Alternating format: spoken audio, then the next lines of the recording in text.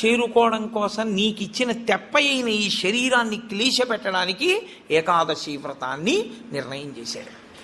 ఏకాదశి వ్రతం చాలా గంభీరమైన వ్రతం. అందుకే లోకంలో పెద్దలు ఏం చెప్తారంటే, స్వామి పుష్కరిణీ స్నానం, సద్గురోహపాద సేవనం, ఏకాదశి వ్రతం చాపి త్రయం అత్యంత దుర్లభం.